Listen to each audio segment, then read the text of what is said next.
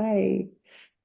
Well, I'm really excited to talk about health and wellness and longevity. And where I was deciding where to have our video this morning, and I felt like the kitchen seemed like the most appropriate place because I feel like for you and I, that's where we spend a lot of our time.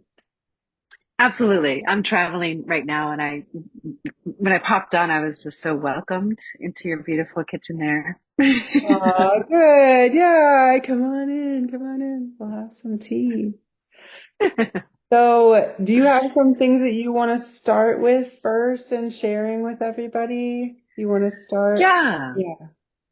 this is such a special time of year. Like all the fruit and produce is ripe on the vine, and it's just the harvest of the summer, and it's just such an exciting time. And for people like me, who have a kind of very earth constitution and also fire, constitution, it can also be a challenging time because everything feels so full.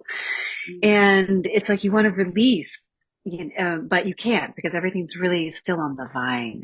And so it's a really important time to tune into, what's happening on the inside because we went to a restaurant today and it was called Panacea and it was a health food restaurant. It's such a perfect name. And I just want to emphasize for anyone who's listening today how important it is to observe what's on your plate and all of the process that happened in your life getting that food to your plate. And then, of Mm, course, ingesting it mindfulness. in your Yeah. body. Yeah. It makes such a big difference. And so when Yeah. we think about foods for longevity, one of the most important principles is about energy. Because if we're eating food that gives us energy, we're going to have more energy. It's going to cultivate more energy and vitality and longevity. And if we eat food that's taking our energy away, such as highly refined oils and salts and sugars and flours, prepared foods, junk food, mass farmed food.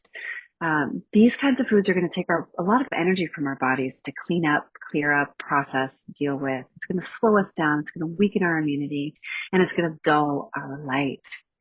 And That's a sometimes when really you go to good your, point. It reminded me of when I was at an extreme example of that, just to kind of drive that point home, is when I was traveling in China. And I remember going to the farmer's market and they would actually take the animals home alive. Like they would take the fish in bags. And we would think like, oh, that's so cute, like the little goldfish, that you got in the fair. But it's yeah, like, no, they were taking it home because they wanted the life force energy. And so it's so important when you think about the vital foods, right? And then I also remember learning in Ayurveda not to leave the foods in the fridge. Like, don't eat food past 3 days.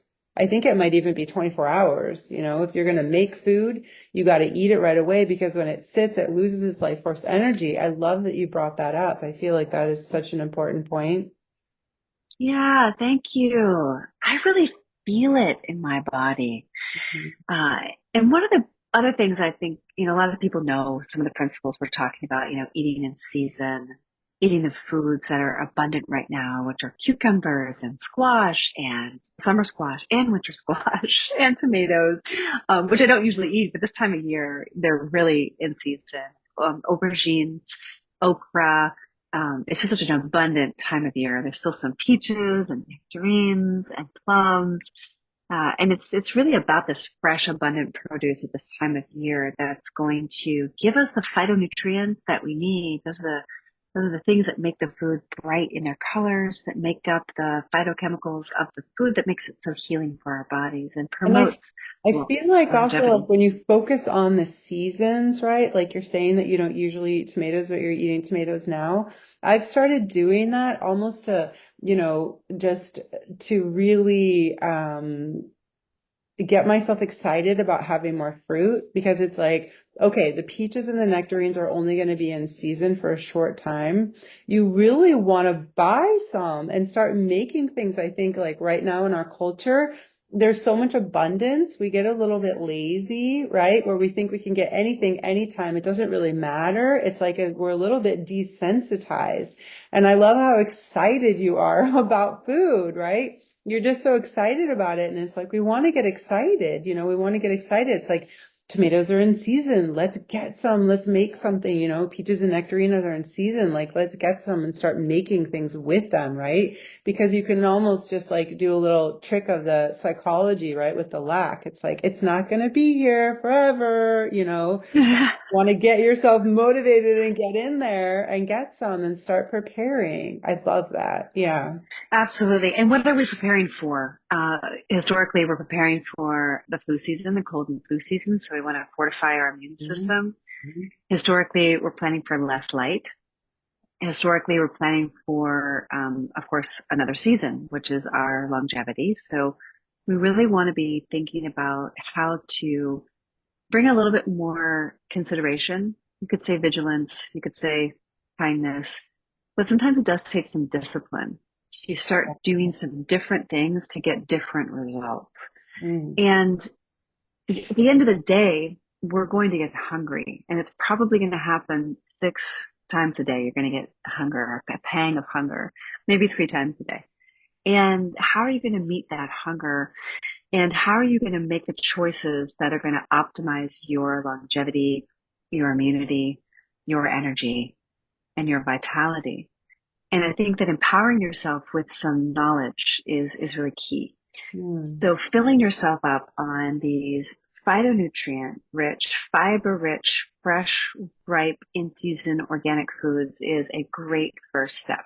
Mhm. So that means learning and empowering yourself with a few recipes, like you suggested, that you just absolutely love.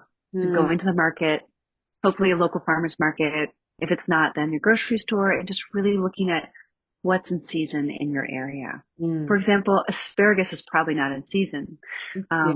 but Yeah. squash Yeah, would is. you be, I feel like we should include one of the recipes that you love. We'll include that for everybody listening. So we'll definitely include that.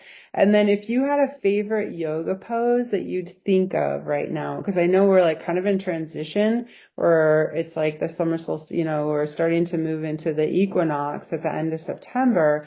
And so like the first thing that comes to you, like what would you say intuitively for like the average person? Like what would be just a really good pose? The first one that comes to me is Adho Mukha Svanasana and Urdhva Mukha Svanasana. So that's downward facing dog and upward facing dog. Wow. I really think that I think the reason why Adho Mukha Svanasana came to me at first is just because it's grounded, right? All four, of our organs of action, commanderies are on the floor. Right. And it's addressing absolutely everything in the body. It's the most brilliant warm up, cool down. It absolutely addresses your mind, your heart, your body, and your soul. Hmm. And because our lungs start to weaken in autumn, it's important that we strengthen our lungs. And so the Urdhva Mukha Svanasana is just helping to broaden the space to receive the breath and Hmm. fortify the structural integrity of the lungs. Hmm. Hmm. Ooh, I And love so that. it just really And that for opening for air, to bring in. yes. And for cold and flu, right? And so I just want to touch on one thing that's coming through for our listeners that I feel like is important. And we're going to go deeper with this on the series, but I would say, and then, maybe you have one, but I would say when I first start to get a sniffle, like when I first, I have some herbs that we can recommend later, but just for the home remedies, what I'll do is I'll get some ginger and I'll just slice ginger up, like get a really good quality organic ginger, and I'll just boil the heck out of it till it's like very, very strong. And then I let it cool and I'll put in some good, just fresh, like if I can, straight off the tree, lemon and some organic local honey. And then if I am having any kind of like mucus congestion, I'll add a little bit of cayenne, and that's my go-to. And I'll Mm-hmm. drink it until I actually get a little bit of a sweat, and then I know it's working. So in Chinese medicine, we say like releasing the exterior, where it's like pushing the pathogen out. And I feel like that's a really good way to start, a process to just stay healthy and avoid the colds and flu with the downward dog. Do you have any like teas or anything that you go to? I bet you do a similar thing with the ginger and yeah. I do absolutely. And then what I'll do when I'm also, I'll juice because I'm very practical and I like to save time in the Yeah. kitchen. So I'll get a few pounds of lemons and I'll juice them. So I've got the lemon juice. And then I'll get a few big pieces of ginger and I'll blend it and I'll strain it or I'll juice it if you have a juicer that juices ginger. And then I'll get turmeric as well, and I'll do that, blend it with water, and then strain it. So I've got like three Nice. jars, grab Yeah. and go, and then I just pound it all day Yeah, I love with that. the raw honey. And And then sometimes yeah. I'll do more ginger or less ginger, Oh, and sometimes I'll add minerals to it as well. I'm very committed to remineralizing my body and the water, mhm. especially selenium, and then a great broad spectrum micro macro mineral Oh, yeah, I combination liquid. love that. Oh my gosh. And then the ginger really helps keep your digestive fire, your agni going because you're doing the raw. Ooh, I'm gonna do that.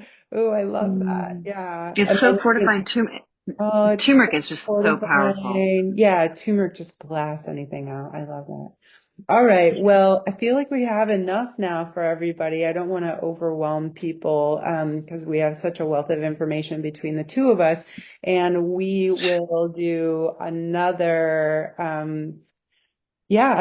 talk. I feel like same topic, colds and flu coming into the season, within the framework of longevity. So, yeah. All right. So, lots of love and blessings on your day. And I'm looking forward to our next one that we're going to do. Me And too. bye for now, Love. everybody. Bye for now.